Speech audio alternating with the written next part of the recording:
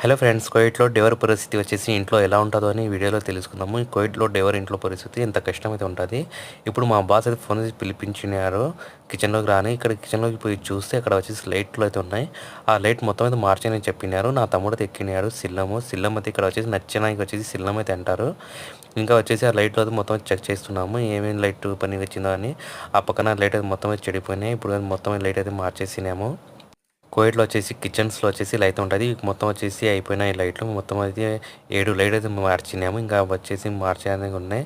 ఈ కిచెన్‌లో వచ్చేసి గ్యాస్ అయి కూడా లైట్ అయితే మార్చినాము. ఇంకా బాస్ అయితే పిలుచుకొని కువైట్‌లో వచ్చేసి కిచెన్ డిజైన్స్‌లో వచ్చేసి లైట్ ఉంటది. వీడియోని లైక్ చేసి ఛానల్‌కి సబ్స్క్రైబ్ చేసుకుని ఫ్రెండ్స్.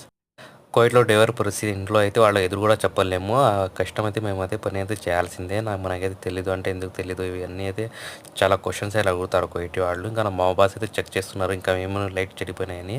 ఆ లైట్ తక్కువ పడినాయి కాబట్టి మా బాసే డబ్బులు తెచ్చినారు 15 దినాలు. ఆ 15 దినాలు తీసుకొచ్చినాను షాప్‌కి. ఇంకా లోపలికి పోయి తీసుకోవాలని చెప్పినాను. అదే అరేబియా అయితే లైట్ ఉంటాయి ఇక కువైట్‌లో లైట్లు షాపులో.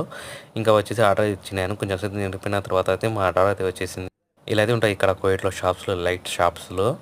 ఇక్కడ వచ్చేసి మేము ఏం తీసుకున్నా కూడా ఇక్కడ వచ్చేసి మన నంబర్ అయితే సేఫ్ అయ్యి ఉంటది. ఎప్పుడైనా వచ్చి ఇక్కడ నంబర్ కొడితే మేము ఎప్పుడు ఏ టైం తీసుకువెళ్ళినామని కూడా వాళ్ళు ఇక్కడ చూపించేస్తారు. ఆ పార్సల్ తీసుకొని ఇప్పుడైతే ఇంటికైతే